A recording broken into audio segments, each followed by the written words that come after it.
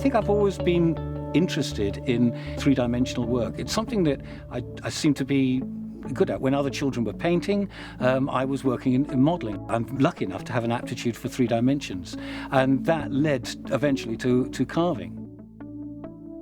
Agrell Architectural Carving was established in 1978. It has now become a company that handles large architectural carving projects, all custom. The advantage of custom carving is that the client's needs can be fitted to the budget. We work closely with architects and designers and mill shops right at the beginning to make sure that they get a good design, a well-carved carving at the budget that they need. It is individually designed for the client, each and every piece. Intrinsically, the only way to speed up our carving was to get more carvers.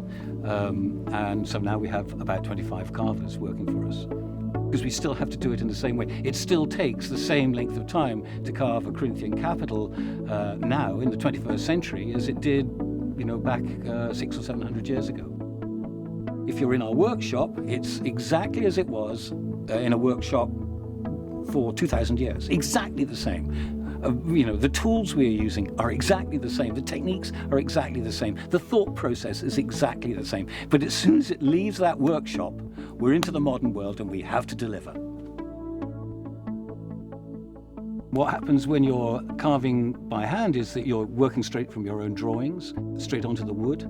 You don't have to have any setup or anything like that. You just carry straight on. It's much, much quicker. And a skilled carver with a sharp chisel can produce a lot of wood chips around his ankles very quickly. Specifically, I believe that a machine just doesn't understand the flow and the movement of good quality carving that beautiful acanthus leaf with that lovely line and the flow and the crispness. Machines just don't understand the underlying structure or the movement. They can't do the detail. They just pound it out on a machine. And of course, because the machine works on a spinning blade, you can never get that nice crisp look that you will obviously get from a skilled carver, or the thought behind it, or the intimacy behind it.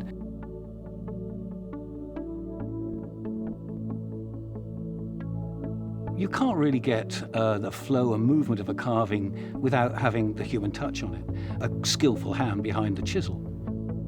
What we do is very intimate. We have an intimate relationship with the wood. We have an intimate relationship with our clients' needs. Some of our clients have been coming back to us for decades because they trust us. They trust working with us.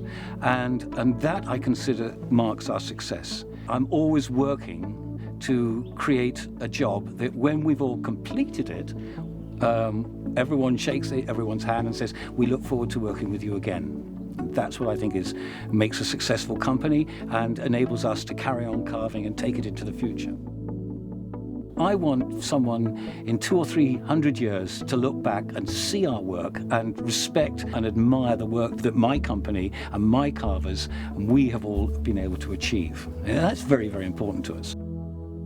The legacy is in our work.